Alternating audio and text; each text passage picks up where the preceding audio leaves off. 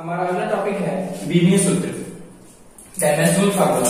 Student ये जो topic है बीमीय सूत्र, इसी के बारे में हमको स्टडी करना है और कैसे बीमीय सूत्र बनाते हैं। जनरली वनडे एग्जामिनेशन में ये क्वेश्चन हमसे पूछता भी है कि फलाना भौतिक राशि की हमको बीमा बताइए, जैसे बल की बीमा, कार्य की बीमा या अनदर जो भी क्वांटिटीज हैं। तो बीमीय सूत्र क्या होता है? बीमीय सूत्र किसी भौतिक राशि का बीमीय सूत्र वह घात होती है जो उसमें आए हुए भौतिक राशियों को रिप्रेजेंट करती है। जैसे मैं एक एग्जांपल लेता हूं, अगर मुझे बल की बीमा निकालनी है तो बल का जो सूत्र होता है, बल बराबर द्रव्यमान गुणे त्वरण।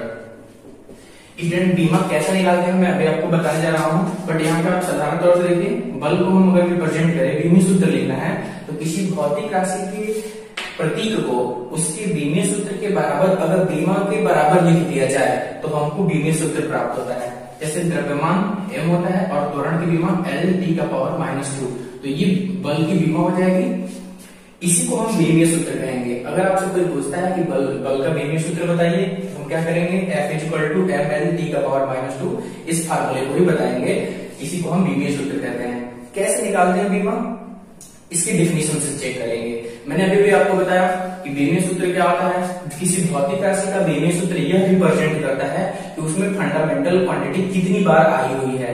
तो स्टूडेंट आपको बीमीय सूत्र निकालने के लिए बस एक चीज की जानकारी होनी चाहिए, उस भौतिक राशि का फार्मूला क्या है। अगर भौतिक राशि का फार्मूला याद है आपको, तो you can find the dimensional formula of that quantity.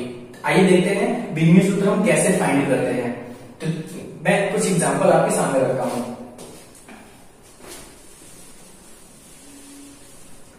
जैसे मैं अगर सिंपल बात कहूं कि मुझे क्षेत्रफल की बीमा निकालनी है, तो क्षेत्रफल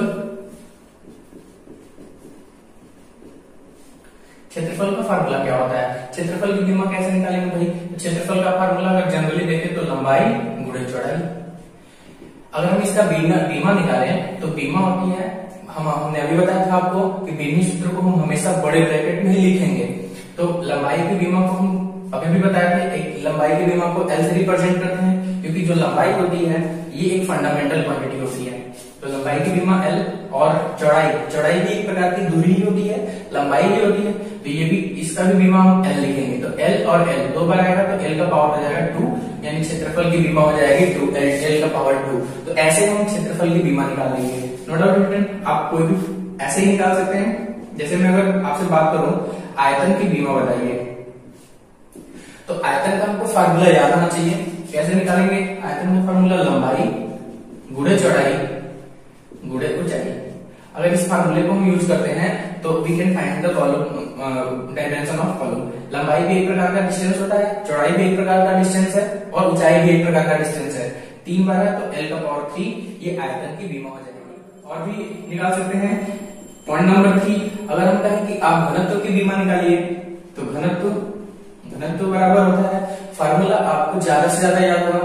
जितने भौतिक राशि के आप फार्मूले याद कर लेंगे उतनी आपको बीमा निकालने में आसानी होगी। तो आइए देखते हैं घनत्व की बीमा। घनत्व का फार्मूला होता है द्रव्यमान बटा में आयतन।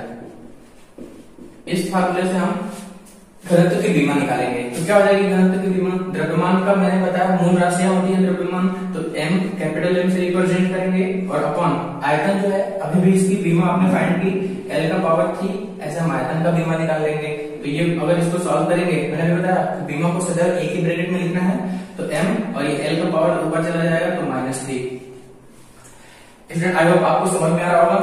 नेक्स्ट, अगर समझ में आता है तो लाइक करिए ताकि मुझे भी पता चले। आइए देखते हैं क्वेश्चन नंबर, ऐसे ही कुछ और भौतिक राशियों की बीमाओं के बारे में।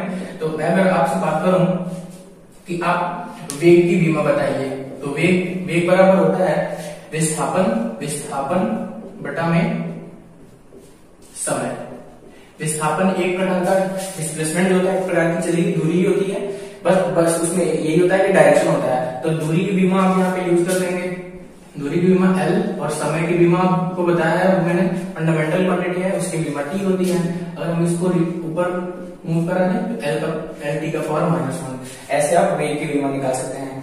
स्टूडेंट आप कितना बीमा याद करेंगे? बहुत ज्यादा भौतिक राशि होती है फिजिक्स में, सबकी बीमाएं याद करना थोड़ा सा एक मुश्किल काम होता है, नामुमकिन नहीं है, मुश्किल है, लेकिन आप अगर आपको फार्मूले याद हैं तो you can find the dimensional formula, बहुत आसानी से निकाल सकते हैं।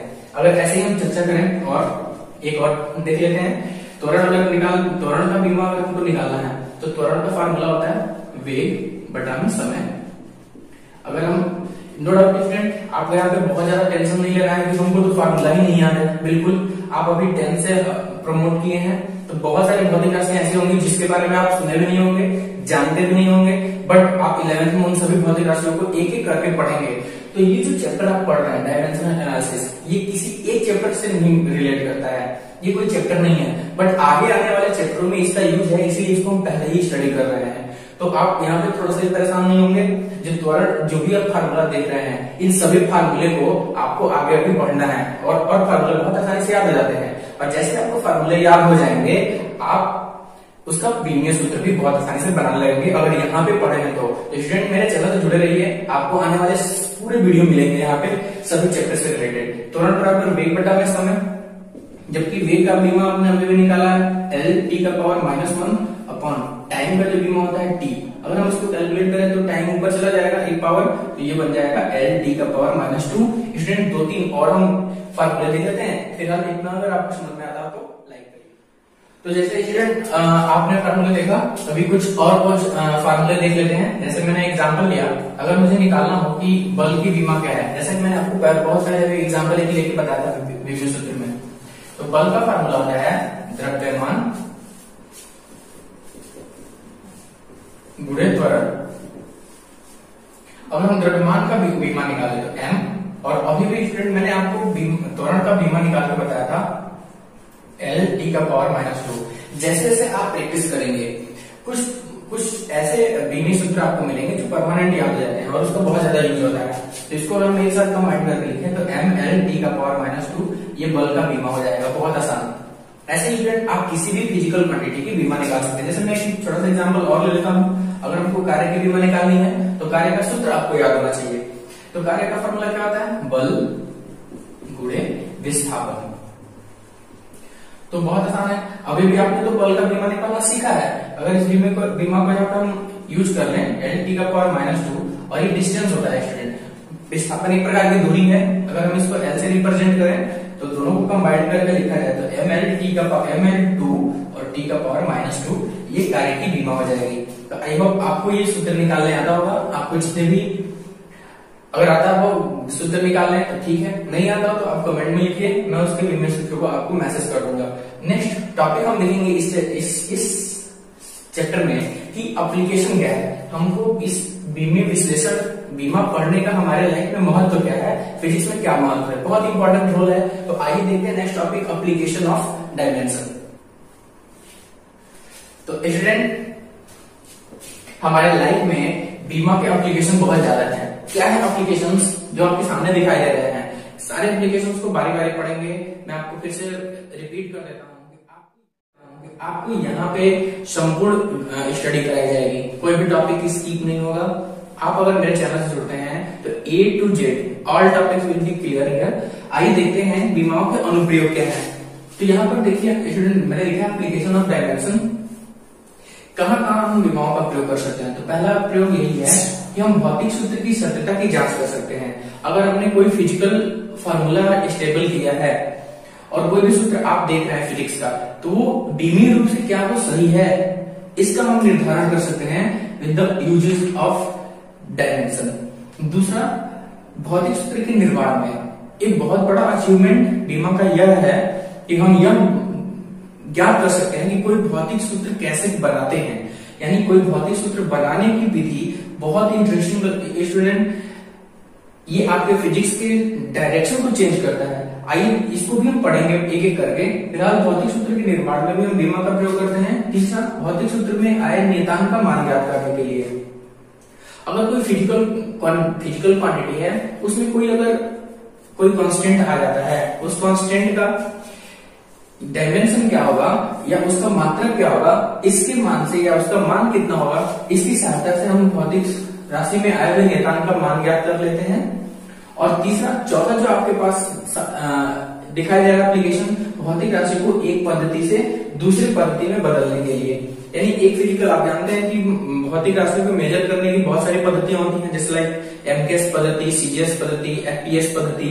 तो अगर कोई फिजिकल क्वांटिटी एक पद्धति में दी गई हो तो उसको दूसरी पद्धति में हम कैसे बदलते हैं, ये हम बीमाओं के माध्यम से ही सीखेंगे। तो एक एक करके हम सारे टॉपिक्स को क्लियर करेंगे। फिलहाल इस वीडियो में मेरे आप इतना ही टॉपिक पढ़ पाएंगे। नेक्स्ट मेरा वीडियो एप्लीकेशन से संबंधित सारे एप्लीकेशंस आपको वहां पे दिखेंगे। तो दूसरी वीडियो को आप मेरे देखने के लिए मेरे चैनल को सब्सक्राइब करिए, लाइक करिए और अपने दोस्तों में शेयर करिए। और जल्दी मेरे दूसरा वीडियो जो आपको डिस्क्रिप्शन आपको जल्दी प्रोवाइड हो जाएगा, आप उसको देख सकते हैं। तब तक के लिए थैंक्स।